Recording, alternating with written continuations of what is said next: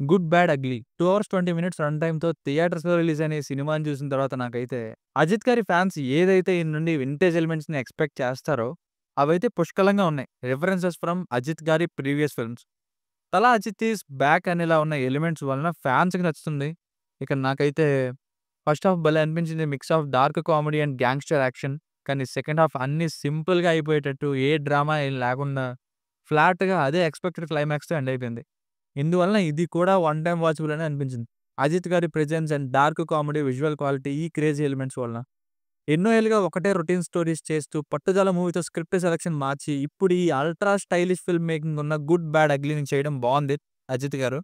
కానీ second half thrills add చేసి ఇంకా ఎంగేజింగ్‌గా తీసుంటే ఇంకా బావున్ను. ఫ్యామిలీతో చూడొచ్చా అంటే 'అర్జున్ దాస్' గారి ఎంట్రీ దగ్గర కొంచెం బికినీ వేసుకొని ఉండే గర్ల్స్ ఎక్స్‌పోజింగ్ తప్ప మిగతాదంతా చూడొచ్చు. బేసిక్ స్టోరీ లైన్ ఏంటంటే ఎన్నో ఏళ్లుగా జైల్‌లో ఉన్న గ్యాంగ్‌స్టర్ ఏకే అలియాస్ అజిత్ గారు తిరిగి విడుదలయ్యి బయటకొచ్చాక మొదటిసారి తన కొడుకుని కలవబోయే టైంకి సరిగ్గా డ్రగ్స్ కేసులో ఇరుక్కొని కొడుకు జైలుకి వెళ్లాల్సొస్తుంది. అప్పుడే ఏకే ఏం చేశాడు? అసలు కొడుకు ఎందుకు జైలుకి వెళ్ళాడు? దీనికి కారణం ఎవరు? చివరికి ఏమైందన్నది స్టోరీ. Plus points. 'తల' అజిత్ గారి ప్రీవియస్ ఫిల్మ్స్ లైక్ 'వాలి', 'డేవిడ్ బిర్లా' ఇలా కొన్ని మూవీ రిఫరెన్సెస్ అన్నీ యూజ్ చేసి వింటేజ్ ఫీల్ తెప్పించే ప్రయత్నం చేశారు అండ్ వర్కౌట్ అయ్యాయి కూడా. మెయిన్‌గా అజిత్ గారి డల్ లుక్స్ నుండి పెద్ద రిలీఫ్ ఈ సినిమా. లుక్స్ చాలా బాగున్నాయి. యంగ్ లుక్స్ కూడా సెట్ అయ్యాయి ఫ్లాష్ బ్యాక్ ఎపిసోడ్స్‌లో.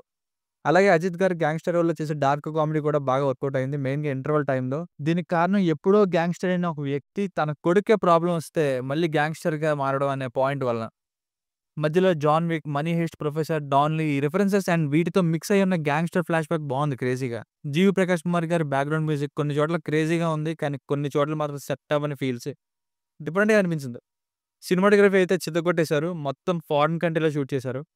టెక్నికల్ వాల్యూస్ మాత్రం చాలా చాలా బాగున్నాయి. ప్రతి ఫ్రేమ్ గూడా. Minus points. అసలు సెకండ్ హాఫ్‌ని ఫ్లాట్‌గా ఎటువంటి థ్రిల్స్, ట్విస్ట్స్, ఇంట్రెస్టింగ్ ఎలిమెంట్స్ ఏం లేకుండా ఏదో ఒకటి రాసుకొని తీసేసినట్టు తీసేశారు. సినిమా అనేది తండ్రి కొడుకుల ఎమోషన్ అనేది దీని చుట్టూ. కానీ ఎమోషనల్ డెప్త్‌నే లేదు లాస్ట్‌కి. ఓన్లీ గ్యాంగ్‌స్టర్‌గా ఎలివేట్ చేయడానికే మిగతా క్యారెక్టర్స్ ఉన్నట్టు అనేలా ఉన్నారు కొందరు యాక్టర్స్. 'త్రిష', 'అర్జున్ దాస్', 'జాకీ షరాఫ్' గారు, 'యోగి బాబు' గారు అసలు వీళ్ళెవ్వరిని సరిగ్గా యుటిలైజ్ చేయలేదు. 'అర్జున్ దాస్' గారికి అట్‌లీస్ట్ ఫస్ట్ హాఫ్‌లో అయినా మంచి రోల్ ఉంది. కొన్ని లాజిక్స్ మరి టూ మచ్‌గా అనిపిస్తాయి. మరీ మేజర్ అయ్యే వరకు ఎదురు చూసి అప్పుడు యాజ్ ఇట్ ఈజ్ సేమ్ వేలో రివెంజ్ అనేది ఓవర్‌గానే అనిపించింది. మెయిన్‌గా లాజిక్స్ ఇంక అసలు పట్టించుకోకూడదు ఈ సినిమాలో. గ్యాంగ్‌స్టర్ మొత్తాన్ని లేపేయడం ఇలాంటివి. మధ్యలో 'సిమ్రాన్' గారి క్యామియో, 'ప్రియా ప్రకాష్ వారియర్‌తో' సాంగ్ ఇవన్నీ అక్కర్లేదనే చెప్పాలి. సో, ఫైనల్‌గా మూవీ వర్డిక్ట్ ఏంటంటే 'గుడ్ బ్యాడ్ అగ్లీ' ఫ్యాన్స్‌కి గుడ్.